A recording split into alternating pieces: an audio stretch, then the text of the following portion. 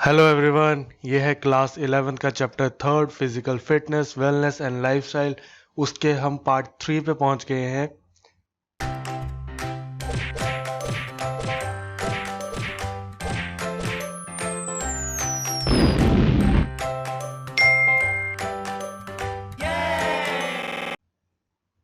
तो इस चैप्टर के अंदर जो कंटेंट्स थे, जिसका फर्स्ट था जो meaning and importance of physical fitness wellness and lifestyle, second था components of physical fitness and wellness, third है इसके अंदर component of health related fitness.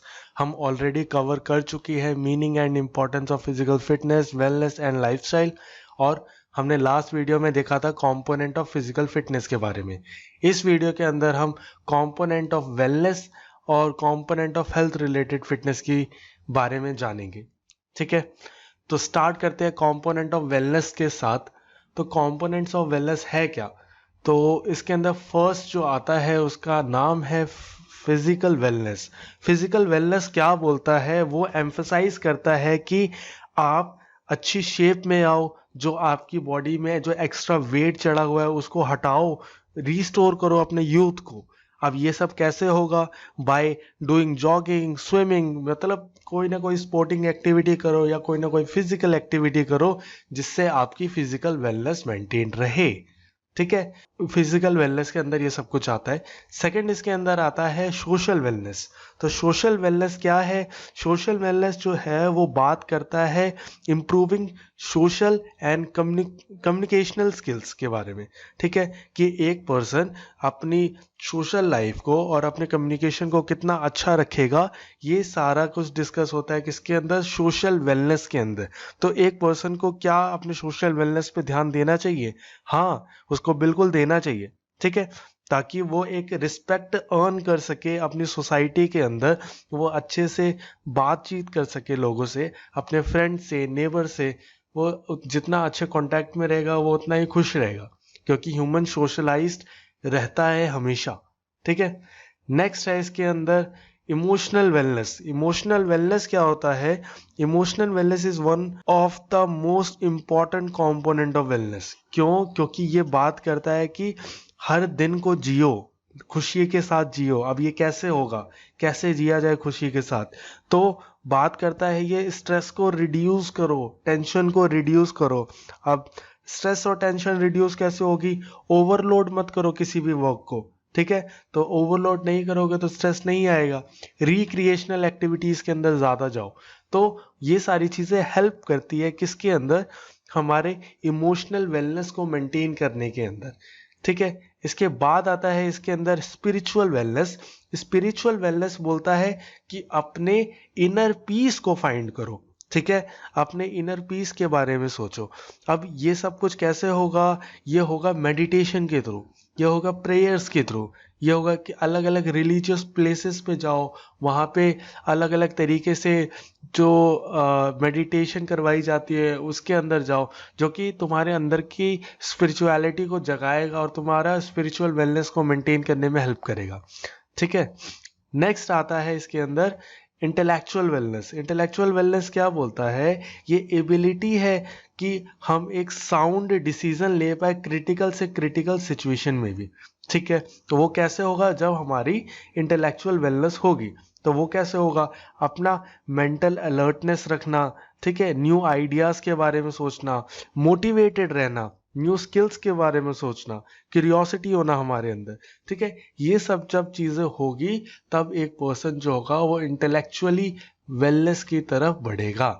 ठीक है, तो ये सारी चीजें हैं वेलनेस का पार्ट। इसके अलावा कुछ चीजें और आती है इसके अंदर, जैसे कि फाइनेंशियल वेलनेस। ठीक है, फाइनेंशियल वेलनेस के अंदर क्या चीजें आती है कि देखो, हमारा फाइनेंस का बहुत ज़रूरी है एक ह्यूमन लाइफ के अंदर, क्योंकि सारी चीज़ें उसी के थ्रू आती है।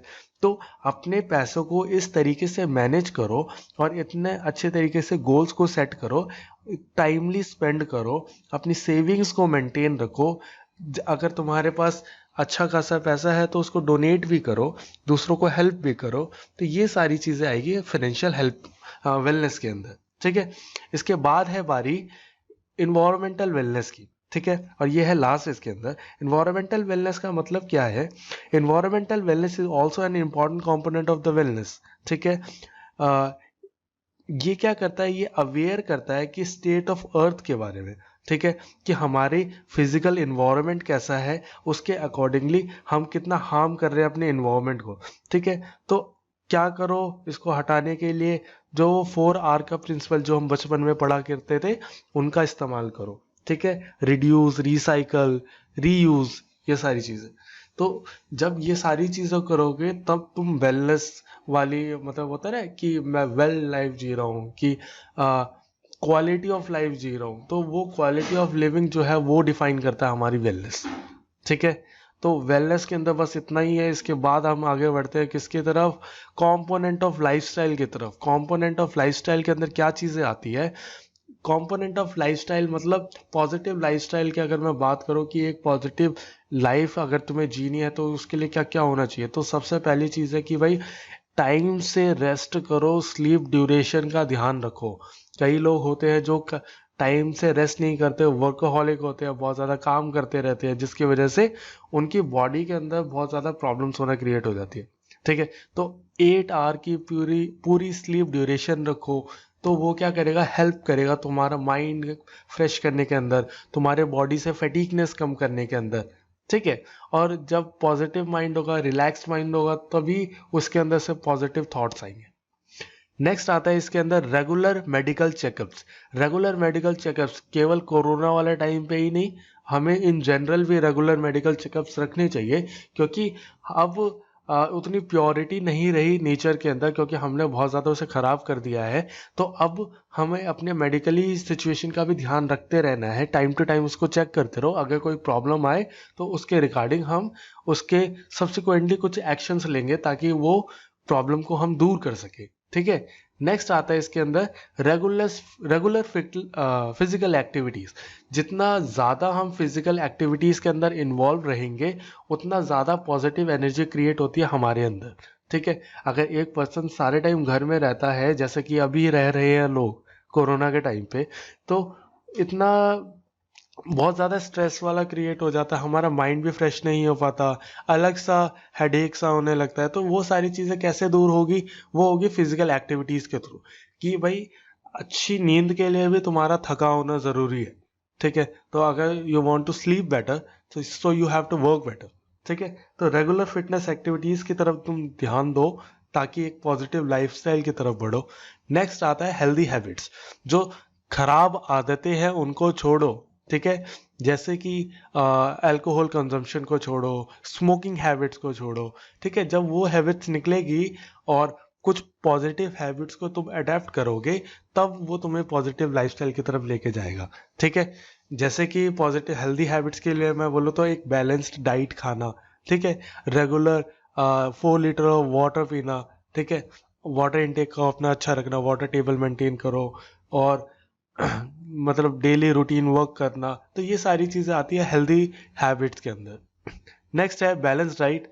बैलेंस डाइट का अलग ही खुद में ही बहुत ज़्यादा इम्पोर्टेंस है, जो कि बात करता है कि प्रॉपर न्यूट्रिएंट्स हो तुम्हारे खाने के अंदर।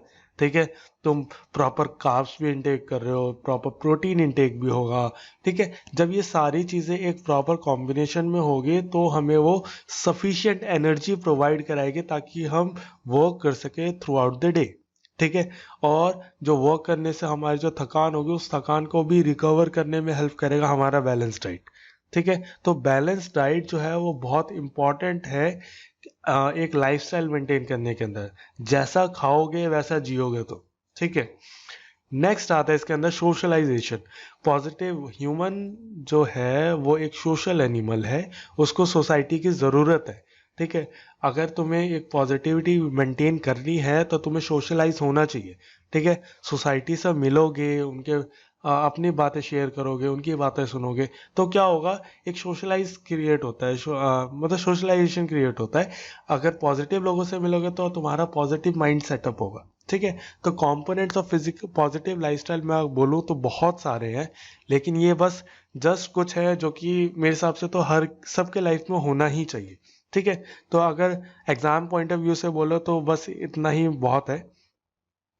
तो बस ख़त्म करते हैं इस चैप्टर को यहाँ पे, और ये चैप्टर होता है यहाँ पे ख़त्म। नेक्स्ट वीडियो होगी chapter 4th, physical education and sports for CWSN। CWSN children with special needs, यानी दिव्यांग बच्चों के लिए। So subscribe to the channel and stay connected. Thank you so much.